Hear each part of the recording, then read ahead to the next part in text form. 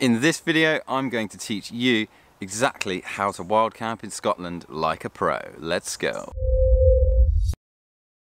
Hello, Russ here, bringing you the best tips and inspiration for hiking around the world. If all of that sounds right up your street, then do consider hitting that subscribe button below for more content just like this every single week. Also, before we start, do check out all of my other wild camping videos. I will put links to those in the description below. Okay, so in this video, I want to share my best tips on how to wild camp properly in Scotland, in particular, where, when, and how to do it properly and legally.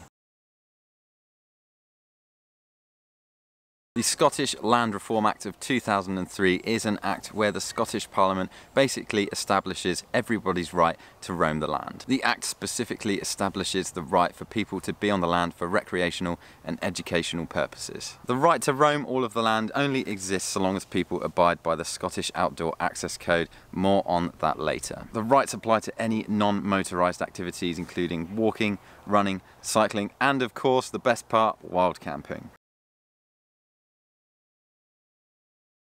You can wild camp pretty much anywhere in Scotland apart from the Loch Lomond and the Trossachs National Park, where you're going to need permits so long as you're not invading anyone's privacy and you're not causing any damage to the land. We'll take a closer look at the Loch Lomond and the Trossachs National Park website in a little bit more detail later.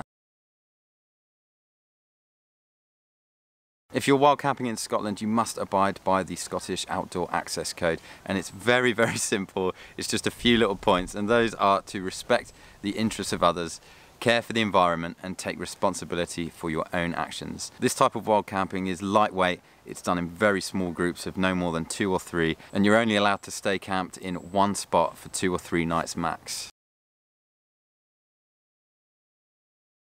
Wild camping is welcome in the Loch Lomond and the Trossachs National Park, but what they want to do is basically conserve all of the loch shores that are in that area because they're just getting a lot of footfall there and a lot of people were trying to camp in the past, so they've just put some restrictions on those between March and September. Basically, the bylaws cover zones within the national park which covers about less than 4% of the entire area. To camp in these zones, you must have a permit first, or you have to stay in a designated paid-for campsite. If we go onto their website, we'll just take a look at this map. It outlines all of the management zones and the spots where you're actually allowed to camp so long as you have a permit. You're not allowed to pitch your tent in any of the management zones so long as you are in one of the designated permit holders campsites, and there are signs and everything. You can't miss them. But as you can see from this map, it's not too much of a big deal. There are plenty of campsites for you to choose from.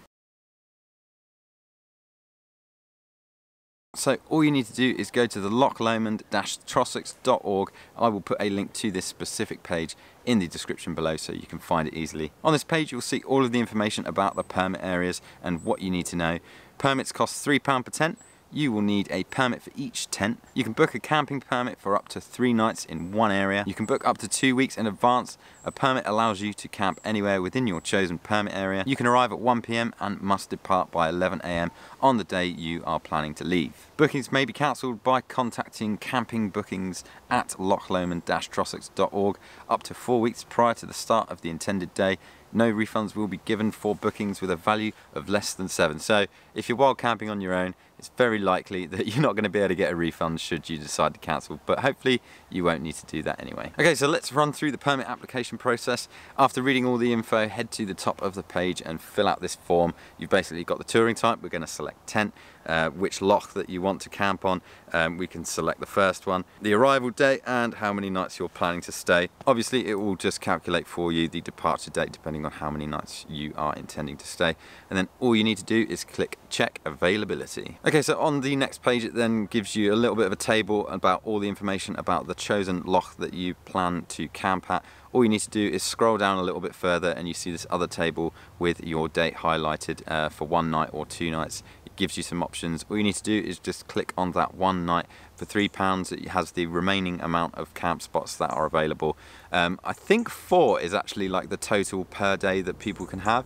And I've checked all of the lochs for like the next few weeks and it doesn't look like it's fully booked at all. So really you shouldn't have too much of a problem trying to find a decent camp spot which is available in Loch Lomond. Next, all you need to do is fill out your details and create an account.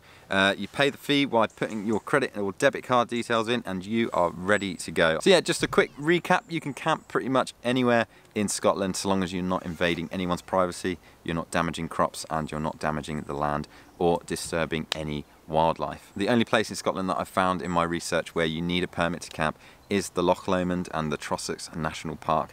That's it. Once you've got your permit for those areas, I think if you're doing the West Highland Way, it would definitely help if you got your permit beforehand instead of getting there and being like, oh damn, I've got all this way, I've started my hike, I'm in Loch Lomond and I don't have a permit to camp. So definitely for the West Highland Way, I think some sections you will need a permit to camp. Okay, before we go, do head down to the description. You will find links to everything that I mentioned in this video, as well as all of my other wild camping videos in this series. What tips and hacks or strategies do you have for wild camping in Scotland? Do let us know down below in the comments section. The trail hunter community would love to hear from you. Thanks so much for watching this video. Thumbs if you liked it, subs if you loved it, and I'll see you in the next one.